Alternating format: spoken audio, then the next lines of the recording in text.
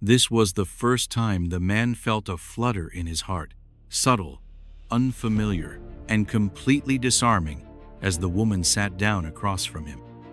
There was nothing dramatic in her arrival, no grand gesture, no deliberate glance. Just the soft rustle of fabric as she lowered herself into the chair, the quiet poise in her movements, and the way her presence seemed to shift the rhythm of the room without trying. For a moment, he forgot the weight of the day, the noise of the world, and even his own name. All that remained was the simple, stunning realization that something within him had stirred, and it had everything to do with her. He couldn't help but steal glances at her from the corner of his eye, as if looking at her directly might shatter the fragile spell she cast over the moment. His pencil moved in quiet rhythm, almost of its own accord, sketching her figure on the worn page of his notebook, the curve of her shoulder, the way a strand of hair caught the light, the stillness in her hands.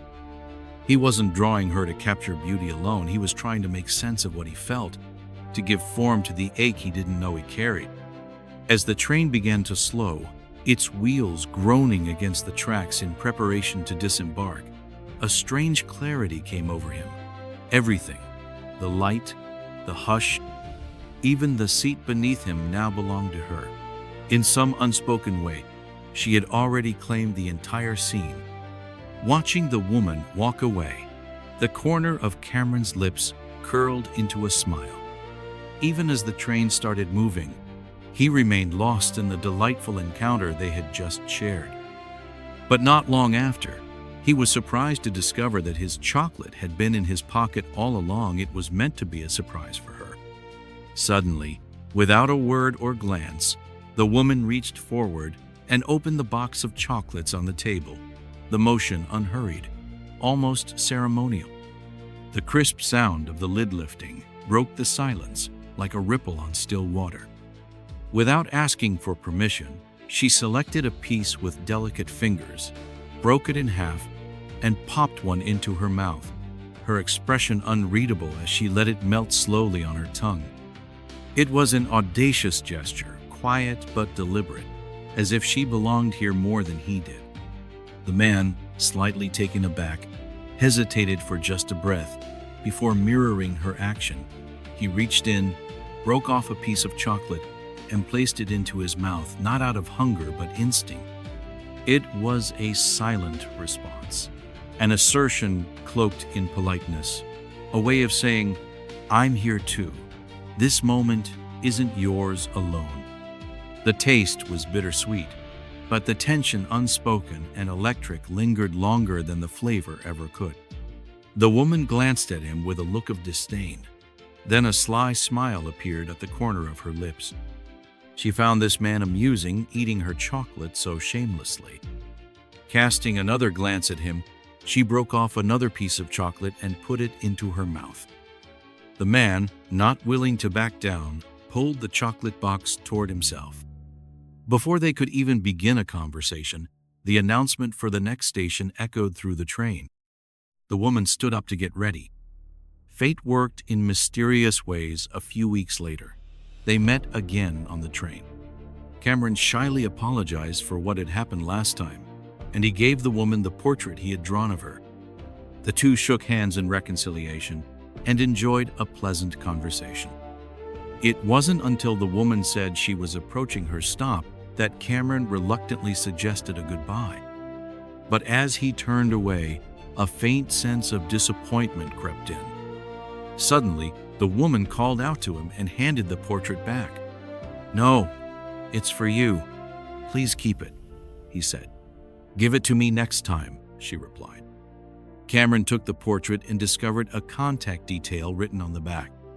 He looked up at the woman's departing figure, and a wave of happiness surged through his heart. For two people who had harbored feelings for each other beneath the surface for so long, coming together felt not just inevitable, it felt like coming home. There was no grand declaration, no cinematic moment of confession, just a quiet understanding, a shared look that said, "We're ready now." They quickly fell in love, the kind of love that didn't need to prove itself. It unfolded with ease, like a long-awaited letter finally being opened. Before long, they walked down the aisle hand in hand, exchanging vows that felt less like promises and more like truths they had always known. Marriage came naturally, like the next chapter in a story they had been writing since the moment their eyes first met. Not long after, they welcomed a son wide-eyed, endlessly curious, and so full of light that even strangers smiled when they saw him. He was the perfect blend of their best traits: her warmth, his wit, their shared wonder for the world. Their love, once a fresh spark full of newness and excitement, had grown into something far more profound. It no longer needed grand gestures to be felt. It lived in the quiet moments, in the way they passed each other a cup of tea without asking, the way they wordlessly handled life's chaos together, the way they could sit in silence and still feel heard. Time had not dulled their love. It had made it richer, deeper, like an old song that never lost its meaning, only gained more with every passing year. Slipped off his shoes and padded down the hallway toward the bedroom. His wife was already fast asleep, curled gently under the duvet, her breathing slow and steady. He stood for a moment in the doorway, watching her, the way the soft light from the hallway traced the edges of her face, the way peace seemed to hang around her like a second blanket. Then, quietly, he leaned in and kissed her on the temple. She didn't stir. Satisfied, Cameron headed to the bathroom to wash up, loosen his tie, and go through the motions of bedtime. The mirror reflected a man who looked more tired than usual, though he hadn't yet admitted that to himself. He splashed cold water on his face, blinked twice, and reached for the towel. And then it happened. A sudden wave of dizziness, sharp and disorienting, hit him like a rising tide. The walls seemed to bend, the light flickered, and his legs buckled beneath him. The toothbrush clattered to the floor.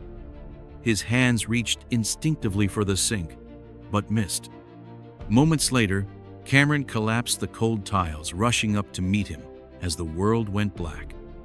It was a long while before he finally gasped for air and regained consciousness. Seeing that his wife was still sound asleep, Cameron struggled to his feet and quickly shut the bathroom door. Just a few months ago, Cameron had discovered that he had a malignant tumor in his brain, one that was beyond treatment. He had tried to tell his wife about it, hesitating over and over again, but the words never came out. He knew his wife all too well. A year ago, her younger brother had died in an accident, and it had nearly taken half of her soul with him. For over 6 months, she had locked herself in the living room, refusing to talk, refusing comfort. It was only recently that she had begun to slowly emerge from that shadow. Watching his wife teach their son, who was remarkably bright, brought a smile to Cameron's face. It was such a warm and tender scene, but the more he watched, the more uneasy he felt. He slipped into the bathroom, wiped away his tears, and decided it was time to carry out the plan he had long prepared. At the break of dawn, as the sky shifted from charcoal gray to the soft blush of morning, Cameron boarded a sleek, white yacht anchored quietly at the edge of the marina. The water was calm, almost glass-like, reflecting the first light of day with a fragile beauty that seemed too perfect to disturb. He moved with purpose, but his eyes carried a storm, a weight known only to those who had run out of time and options. The engines stirred softly to life, humming like a secret about to be told. The yacht was bound for a little-known island, one that didn't appear on most maps, a place whispered about in corridors of power and science, far from the eyes of the world. And on that island, a female doctor had been waiting. For weeks, maybe longer, she had prepared the lab, reviewed the protocols, and paced the shoreline at sunrise, wondering when he would come. Her research was groundbreaking, but it was Cameron and what he carried in his blood that could change everything. Now, As the yacht cut through the morning fog, the distance between them narrowed. So did the time left to rewrite what fate had already begun. When the heavy metal door opened, Cameron stepped into the basement and saw his clone for the first time. Even though he had mentally prepared himself, the sight still hit him hard. From the facial expressions to the tone of skin, it was identical to him in every way. He reached out and grasped the clone's hand. Even the sensation of touch felt so familiar. But as he looked at the being that was about to take his place, to care for his wife and child, Cameron found himself hesitating once more. He was afraid of being replaced, of being forgotten. "I can't do this," he said. When he returned home, his wife noticed how tired he looked. She gently embraced him, guiding his hand to feel their second child growing inside her. Cameron closed his eyes, sensing the tiny life dancing within, and once again, he was consumed by hesitation. That's right, he couldn't bear to see his wife hurt all over again, and he couldn't let their 2 children grow up without a father. So, while his wife took their son to school, Cameron made the call to the cloning facility. "Cameron," he said, "I've changed my mind." To eliminate any lingering doubts, Cameron hoped to meet other clones. The female doctor introduced him to one, a woman who worked as a real estate agent. She had no idea she was a clone, living just like any ordinary person. This clone was warm and generous, and she was also serious and ambitious in her work. More importantly, she took great care of her daughter. Cameron witnessed all of this, and while it brought him a sense of relief, it also left him slightly disappointed. Returning once more to the cloning facility, Cameron saw the real estate agent again. She, too, was suffering from the same terminal illness. Her time in this world was running short. Cameron told her that her daughter was happy, that the clone had taken great care of her. The woman said nothing in response, only wore an expression tinged with faint jealousy and an almost imperceptible sense of relief. Cameron then called his wife, telling her he would be away on a business trip for a week. And with that, he began transferring his memories to the clone. As the chair gradually reclined, Cameron slowly drifted into sleep. Fragments of a lifetime flashed before him. The shyness of their first meeting, the sweetness of falling deeply in love, the joy when their son was born, the echo of laughter that once filled their home. Suddenly, sorrow and helplessness surfaced as he recalled the image of his wife sobbing in agony after her brother's death. Cameron jolted awake. It was the one memory he wished he'd never have to see again, even as a flash from the past. And yet, it unsettled him more than anything. After what felt like an eternity, the memory transfer was complete. While waiting for the clone to wake up, Cameron called his wife to let her know he was safe. She had already started preparing clothes for their soon-to-be-born child. He did his best to suppress the sorrow in his voice, trying not to let even the slightest crack show. However, just as he was playing an online game with his son, a sudden ringing filled his ears. Fortunately, in the fleeting moment before he lost consciousness, he managed to end the call in time. Meanwhile, the clone had been successfully awakened. At that moment, he was another living, breathing Cameron. When he was told he was a clone, he remained silent for a long time before slowly beginning to accept who he was. The next morning, after waking up, Cameron went to the lab and saw the clone chatting with the female doctor. As they mentioned his wife, the clone's face lit up with happiness and joy. With a swirl of complex emotions inside him, Cameron couldn't help but take a step forward. The clone saw him, and the smile immediately faded. He was just as shocked as Cameron, yet there was also something in his eyes, as if he were seeing an old friend after many years apart. As Cameron stepped into the room, the clone grew both nervous and self-conscious. "This is the real Cameron," he said quietly. "Are you doing okay?" Cameron asked. "I know you don't truly believe that I am you," the clone replied. Cameron didn't say a word. He simply stared at the tense, nervous clone. He listened as the clone spoke of the anxiety he felt when their parents divorced, of what it felt like to come into this world, of the repeated apologies that seemed to spill out endlessly. Cameron's heart began to soften. He realized that the pain of his own life was also tormenting the clone. He saw how nervous the clone was in his presence, so he let the female doctor speak on his behalf. "All right, Jack," she said gently. "Tell us about your work with the kids." "She and the kids write music together," the clone answered. "They turn their stories into songs." When speaking about his wife and son, the clone's tension faded away. What emerged instead was a genuine joy, a happiness that came from deep within. Cameron tried to spot a flaw, to catch something that didn't fit. But whether it was memories or emotions, the clone spoke with a truth that resonated perfectly inside Cameron's heart. At lunchtime, the clone carefully picked out each tiny piece of vegetable, a habit Cameron himself never had.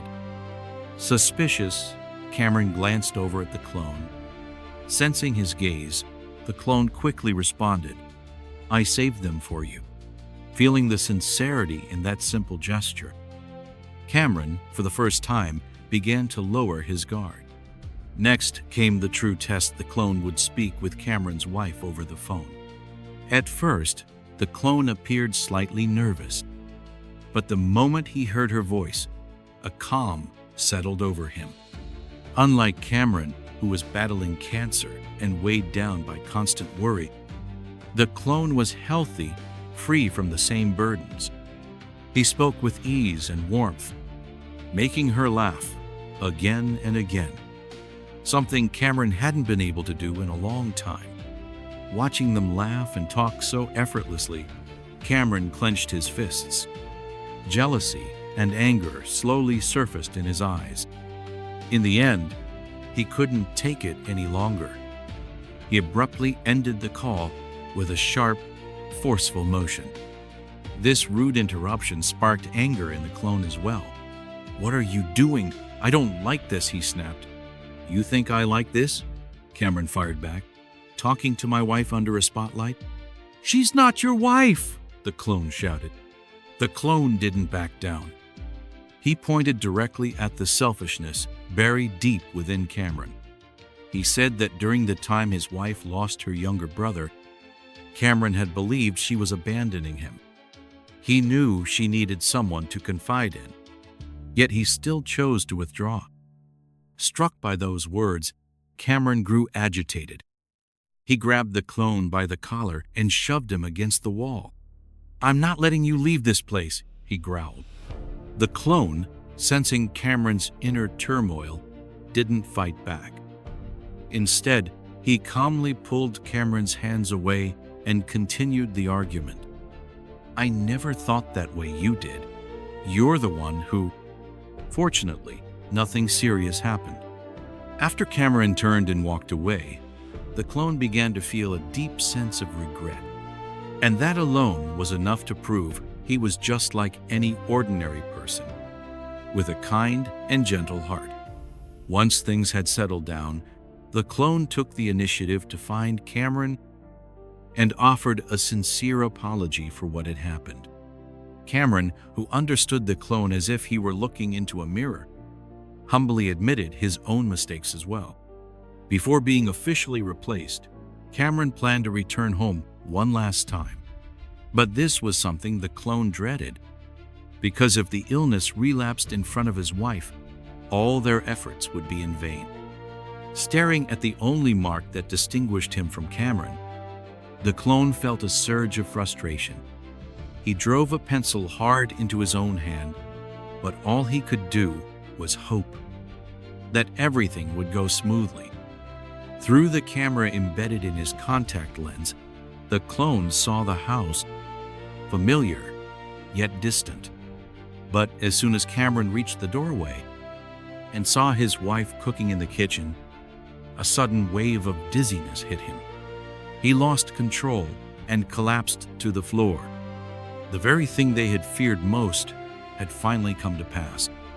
The clone's heart tightened, and then the screen went dark, just when everyone thought all was lost. "Oh God!" Cameron exclaimed, looking toward the window. Thankfully, his wife hadn't noticed him collapse downstairs. Struggling to his feet, he made his way toward the car.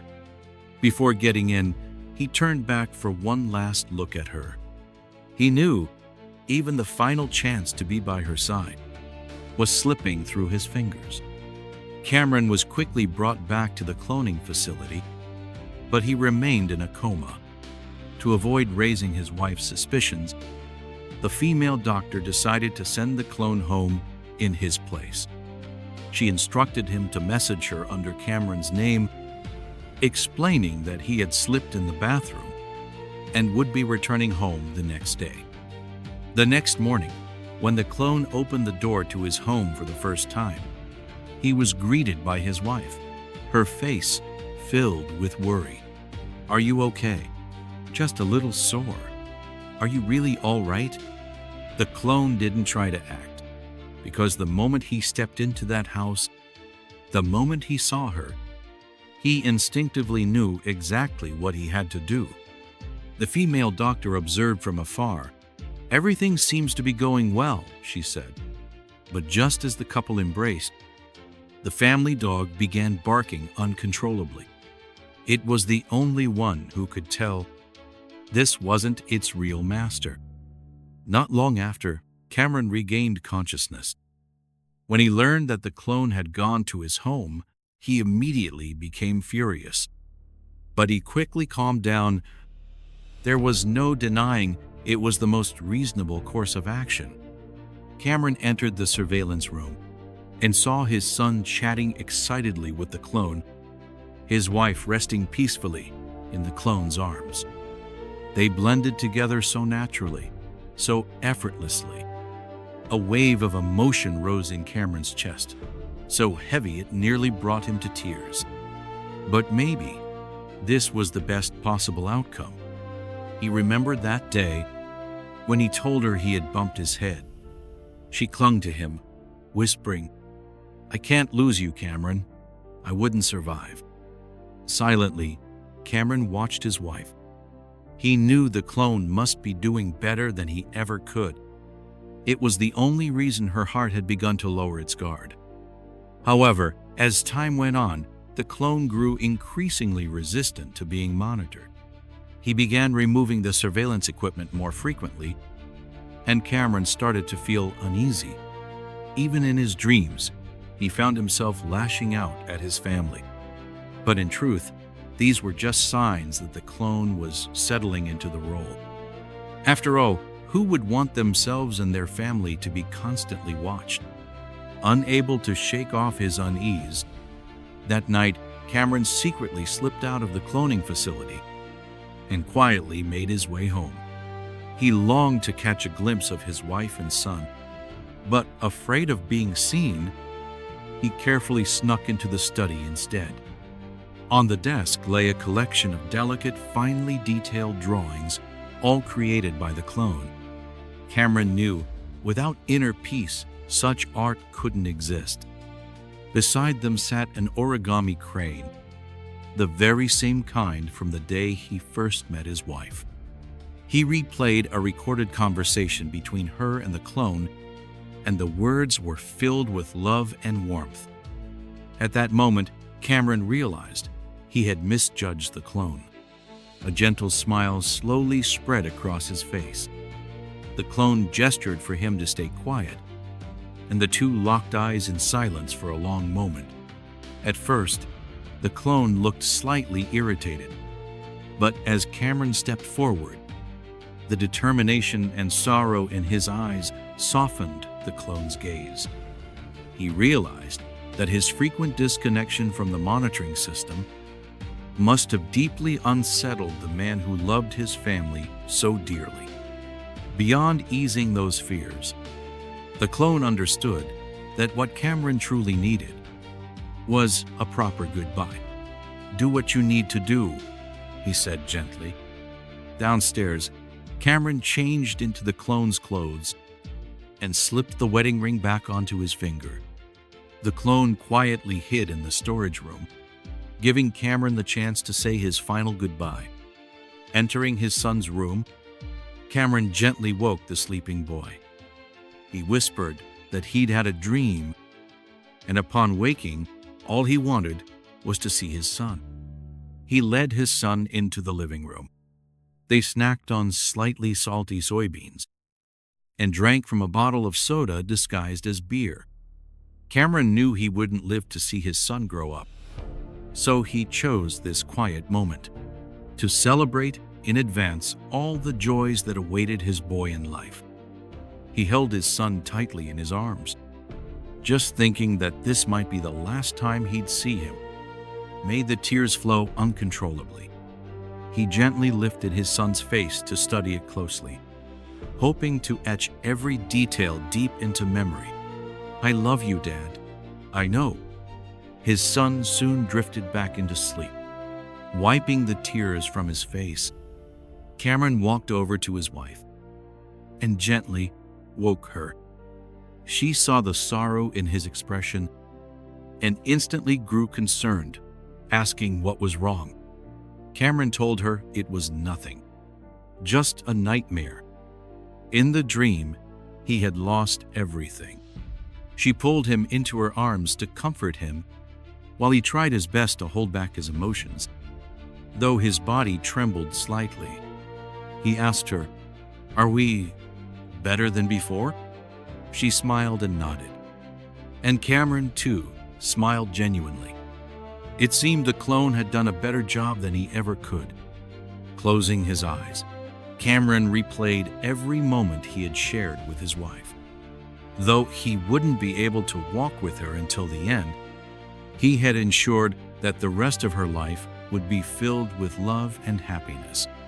Before leaving, Cameron returned the wedding ring to the clone, entrusting him with the care of his wife and child.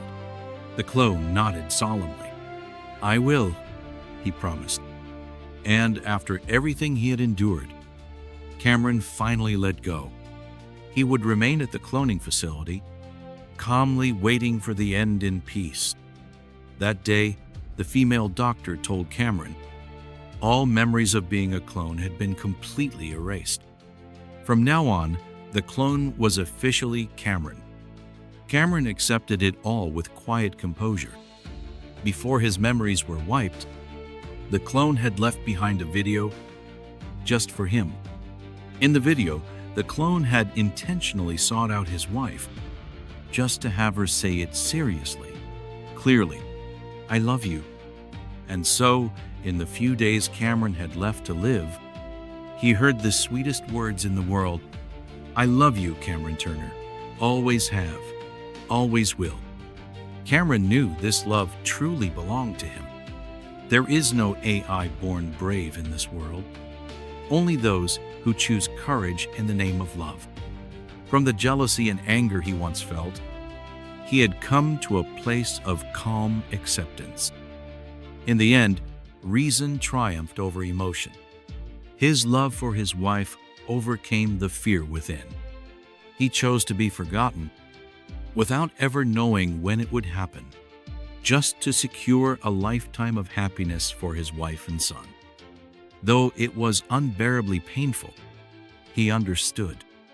This was the best possible ending.